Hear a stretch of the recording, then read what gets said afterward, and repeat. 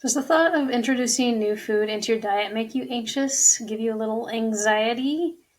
In today's episode, I'm going to be talking about facing those food fears, whether you're in the midst of the diet and haven't moved beyond a few foods, or whether you're ready to introduce some foods that are beyond your chosen diet. I'm really excited about this episode today, so join me in facing our food fears together.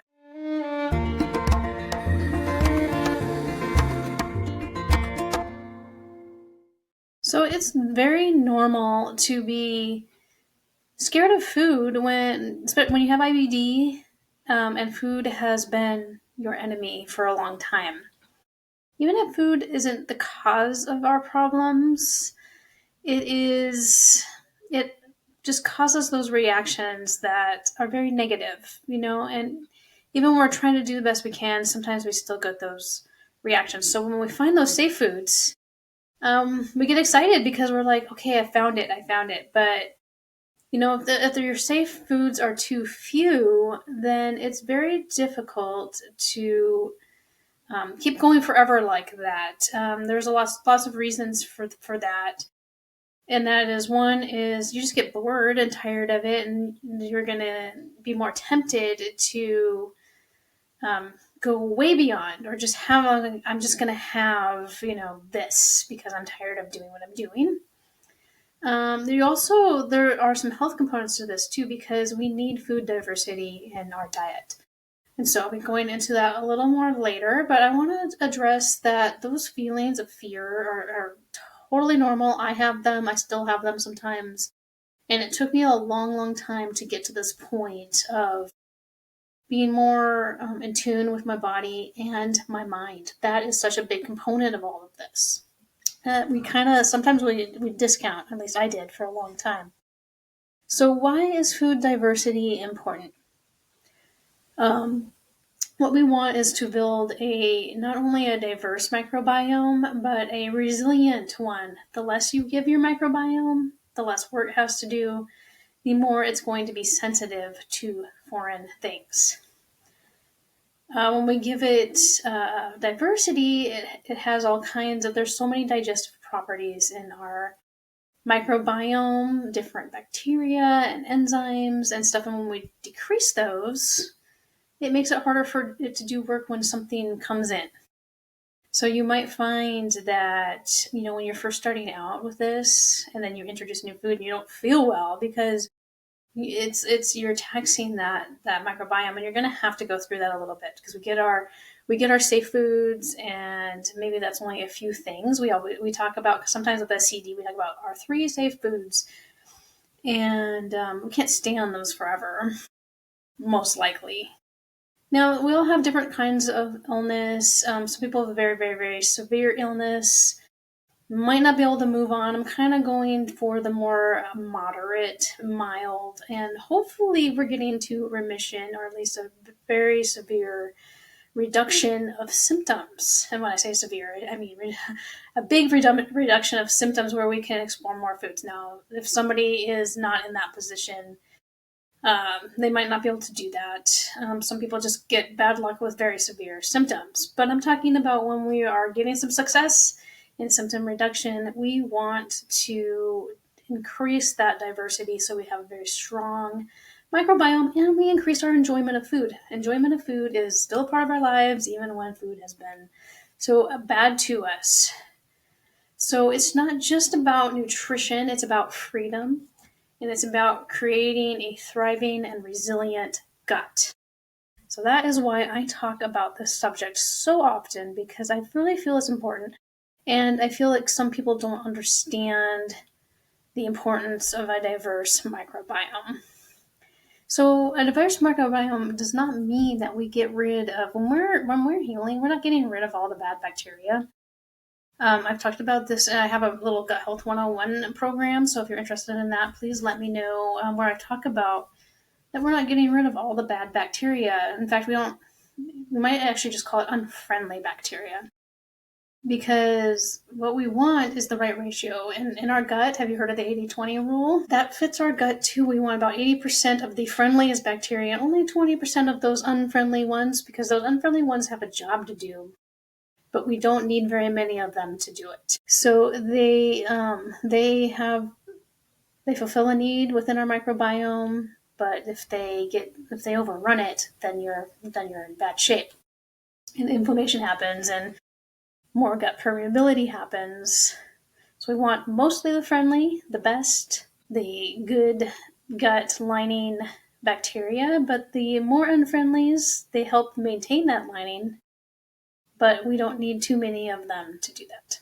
So that is why we want that diversity. We're not killing out any one thing, because we're not taught, well, bad bacteria, it's not pathogenic. That's a totally different thing. That's food poisoning. That's not what, it might be bacteria that lives in our gut naturally, but it's pathogenic and it's doing the wrong thing. We are talking about the bacteria that's supposed to be there. So we want that diversity so that everybody's doing the job that they're supposed to be doing when it comes to bacteria. And there's a lot we want. There's so much. It's craziness. But our microbiome, we're not trying to diminish the bacteria. We're trying to get the right ratio. So the more, more is better. I think sometimes we start to think, oh, we're starving it out. But what we're doing, we're starving out the ones that shouldn't be there in abundance, so we can get that right balance. So that is why diversifying our diet is so important. So we have to think about our mindset, because we have been living in restriction. And that is necessary. But restriction, I don't like to think of it so much as restriction as it's nutritional therapy. So we are finding those foods that are going to help us heal if we have a lot of inflammation. And we are going to learn how our bodies react to certain foods, because there are so many parameters that it's unfortunately not a one size fits all, because some people are sensitive to nightshades, and some people have histamine reaction, and some people have candida overgrowth, and some people have food sensitivities just in general, and some people have allergies, and so it's so different. We can't prescribe, here's something that works for everybody. So that is why we very slowly start to learn what our bodies can handle, and when we do that, something great happens. Your mind starts to know it subconsciously a little bit. I know for me, I can look at something and my mind will immediately be like, no. Not 100% foolproof, obviously. Temptations happen. But I have learned to not really give into those, because I know some things I can have. And those things fit more closely into what I was doing. So, for example, cocoa was something I've added to my diet in its whole unsweetened state. I don't mean like cocoa beans. Although I have found some dried ones that are very good. But that's a side note. I'm talking about like unsweetened cocoa. I can use that to cook with. I can use that to combine with my SCD ingredients, since SCD is my diet. And I can make something very close, instead of like, oh, there's a candy bar at the grocery store, I want that. So my body is telling me, no, you don't want that. You can, and then I know I have my own thing. But so my body really does tell me, nope, I don't think that's going to work. And it starts to happen when you start listening to and fulfilling the needs that your body has. When we deprive too much, we kind of just want everything. I see this a lot with children. Unfortunately, children get IBD too. And that's very difficult, because children have a need for calories, and they have very much a sweet tooth. Part of that's because they're growing, and sugar is a great energy source. So there actually is a natural want for sugar, for kids to want sugar. There actually is a biological need for energy. So kids but of course kids love candy, and they have all kinds of candy around them and marketed to them. So what I see a lot is that kids are very restricted when they're doing this nutritional therapy, and they will unfortunately sneak some candy. That's probably the biggest one. Maybe some other types of foods, but candies or sweets. And so are we looking, we can't just say, oh, you don't have enough willpower because we're talking about a kid, but it's for ourselves too. It's not just a matter of willpower, it's what our body is telling us. So when a kid starts sneaking food, we need to examine why. Because there might not just be like, oh, kids love candy and that's why they're having it. We need to look at, are they getting enough calories? Are they being satiated by the food they're eating? Now, as adults, we know we feel it a lot of the time that if we're not getting satiated, we are more likely to grab something that's not going to work for us and make us feel bad. So satiation is a huge component in getting over food fears because I see people go back and forth so much. What we want to find is that balance. I'm not talking about get over your food fear and go to the donut shop. I'm talking about get over your food fear so that you can expand your diet in a healthy way, both mentally and physically for you. Healthy foods that help your body, provide you mental satisfaction. You're going to get that balance because what I see is over restriction, fall off, get sick again, struggle to get back to it. What we need to work on is a progressive line that's not going to be that roller coaster of up and down. So if we get over those food fears and start expanding to what works best for us, whether that be more foods within your diet or foods beyond, that is where you need the progression that's steadily up and then a maintenance, but they're still going to be going up on the maintenance because you're going to be improving your mindset, you're going to be improving your overall health. So we're always going to be looking at improving. So you want that steady incline. That's what I want you to think of it as. Steady incline up as we're on our food journey, because if you are way down here, way down here, way down here, and you're like, I can't stand it anymore, off. A little while later, you're coming back, feeling worse, having trouble getting back on the wagon. I don't really like to use that term, but getting back on the food plan, on the nutritional therapy that works for you. So, and that's one thing. That's why it's a nutritional therapy. We do not stay on the exact same therapy forever, hopefully. So that is why I talk about increasing those foods. But when I'm talking about increasing foods, and this was hard for me to learn too, I went through some bad ups and downs, some bad downs.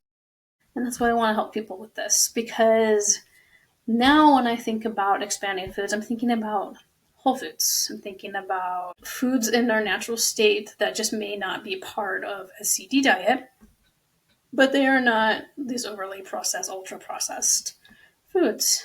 I think that's what I always see people, I eat some illegals, and I'm like, well, I need more information because there's lots of, I always use this as an example, but sweet potatoes are illegal, plantains are illegal, and then, potato chips are illegal.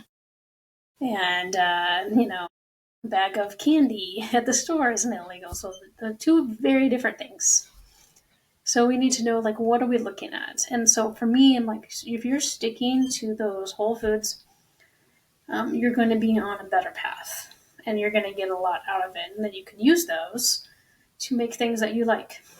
And you're also going to get a better idea of what is causing a problem, because setbacks are normal. We can't just say we're never going to have a setback. And like I said, if we are asking our bodies to not digest something for long periods of time, and it could be years, and then we introduce that back into our diet, it's very natural that we might not feel quite right when we have it. So you got to say, is this an expected symptom, or are we way off the charts? So I saw this once, as somebody's like, oh, well, the whole family's on it, but the person who needed it, the kid who needed it, was out of the house for a couple of days, so we let the other kids have whatever they wanted. They all felt sick. I do not advise doing that, because you've just asked your other kids to not digest sugar for months, and then you gave them as much as they wanted. Of course they're going to get an upset stomach. Kids get upset stomachs from too much sugar even when they haven't often, so if they haven't had it for a long time, then you're just have a free-for-all, you're going to feel sick. And that's something that goes for all of us too. If we binge something because we haven't had it in a long time, or like I'm going to give them an exception and you're going to eat a whole bag of cookies, you're not going to feel well. So we want to prevent that from happening. That's why we start making allowances for ourselves to start thinking about where can I enjoy food without it being bad. So you need to come up with a plan. The plan is that you pick something. For like both rice, sweet potatoes is mine. I think actually the first thing I introduced beyond was unsweetened cocoa, and that was a long time ago. A little bit at a time. That's the really easy thing to introduce and have only a little bit, because you can take the powder and have a tiny little spoonful in a smoothie, or you can make something with it, and you can very gradually increase it. I definitely rice. There's some ways to cook it that are going to be better for you than others. Resistant starches, rice is a good resistant starch. You're going to want to refrigerate it probably first, have a little bit. You can warm it up after that, but making it cold increases the resistant starch, and it gives you more of what you need. So that, and then you eat something a little bit, and then you wait like 3 days. It takes about 3 days for your system to know how it's reacting to it. So that's how you do it. You start formulating a plan. Think about what it is you want, how you might introduce it back into your diet, and do it gradually. And then when you're ready for something else, after that's gone successfully for a little while, then you do the same thing. And eventually you might work up, I don't have that many beyond SCD foods I eat. And I'm well beyond like, I need this or that. That's like way out there. I've developed my system and my for everything I do. So when you have a setback, if you do this and you have a little setback, you discontinue it. You feel better, you log it, you track it, what were your symptoms, how much, what happened. Then you think about, wait, do I try this again, or is this enough for me? And so you just develop that system. That's going to help you. Systems help us work through things because we have the steps, we have the goal. And that is what we need to do. So the long-term benefits of this is that you're going to get more enjoyment out of your diet. So you're not going to go off and binge some thing that we know is going to cause us harm. And you're going to increase your mental health. You're going to have that satisfaction, because we get to get food to satisfy us too. And we are going to start building that microbiome diversity. Because we have overall body health. It's not just IBD. There are other things that we have to think about, our whole system. And we want to build that strong, resistant gut microbiome that is going to keep us going for a long, long time. Because our microbiome is such a central part of our overall health, including our mental health. So we want to make it as strong as we can. We want to have those resilient bacteria, that gut lining, building bacteria in our microbiome. And so diversity definitely helps that.